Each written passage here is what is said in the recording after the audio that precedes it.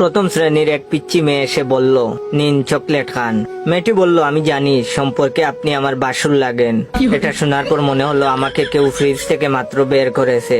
আমি বরফ হয়ে গেছি, কোনো নাড়াচাড়া নেই। স্বাভাবিক হয়ে বললাম, তা বাবু আমি তোমার বাসুর হলাম কিভাবে? পিচ্চি বলল, এ মা, আপনার ছোট ভাই আমাকে বিয়ে করলে আপনি আমার বাসুর হবেন না।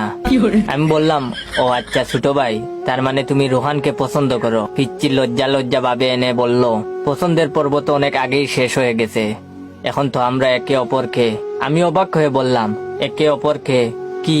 পিচ্চি বলল, কি যে বলেন, আপনাকে এসব বলা যায়? লজ্জা লাগে তো। আমি অবস্থা উত্তাল পাতাল দেখে বললাম, আচ্ছা লজ্জা যেহেতু লাগছে তাহলে তাক বলতে হবে না, তুমি এখানে বসো, তোমার সাথে একটু কথা বলি। পিচ্চি বলল, বেঞ্চটি অনেক উঁচু, উঠতে পারছি না, একটু উঠিয়ে দেন। আমি বললাম, আচ্ছা এবার বলো তো বাবু তোমার নাম কি? পিচ্চি বলল, আমার নাম রিমি। আমি বললাম, তুমি কোথায় থাকো? রিমি বলল, নিমতলি পুলিশ কোয়ার্টারে। আমি হক চকিয়ে গিয়ে বললাম, তুমি পুলিশের মেয়ে? রিমি বলল, হ্যাঁ আমার বাবা পুলিশ। আমি মনে মনে বললাম, হায় রে ছোট মিয়া, আর কোনো মেয়ে পেলি না? রিমি বলল, কিছু বললেন? আমি বললাম, না কিছু না। আচ্ছা রিমি, একটা কথা বলো তো, তোমাদের পরীক্ষা না 3 ঘন্টা, তোমার 2 ঘন্টার মধ্যে পরীক্ষা দেওয়া শেষ হলো কিভাবে? তাছাড়া রুহানের পরীক্ষা তো এখনো শেষ হয়নি। রিমি বলল, আমি তো ইচ্ছে করে তাড়াতাড়ি লেখা শেষ করে রুহানকে খাতা দিয়ে এসেছি, এখন রুহান লিখছে, ওর লেখা শেষ হলেই তবেই তো আসবে। আমি একরকম আতঙ্কিত হয়ে রিমির দিকে তাকিয়ে রইলাম। কিছুক্ষণ পর রিমি বলল, এই যে বাসুর, দেখুন না জুতার ফিটে খুলে গেছে, একটু ঠিক করে দিন তো। আমি নিজেকে সামলে নিয়ে বললাম, হ্যাঁ দিচ্ছি। আর বললাম, আচ্ছা রিমি, তোমাকে নিতে আসে কে? রিমি বলল, আমাকে আমার আম্মু নিতে আসেন, আম্মু ব্যস্ত থাকলে আপু নিতে আসে। আমি বললাম, ভালো, কিছু খাবে রিমি, কিনে দিব?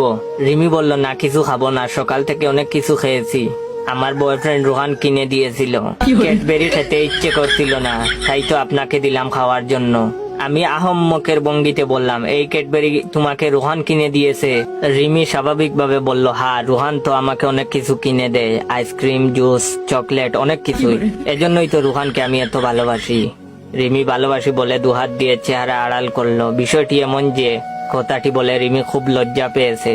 এবার বুঝতে পারছি, বাবার মানিব্যাগ থেকে 100 টাকা নিলে বাবা কেন আমার 200 টাকা কে নিয়েছে বলে চিল্লাচিল্লি করে। হায় রে মতিউর সাহেব, আপনার 2 ছেলে, দুটোই চুর বের হলো, কি আর করবেন, সবই আপনার কপালের দোষ।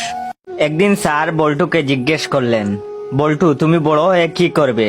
বল্টু বলল, বিয়ে করব স্যার। স্যার বললেন, আমি বুঝাতে চাচ্ছি বড় হয়ে তুমি কি হবে? বল্টু বলল, স্যার আমি জামাই হব। স্যার বললেন, আরে আমি বলতে চাচ্ছি তুমি বড় হয়ে কি পেতে চাও? বল্টু বলল, কয়েকটা বউ।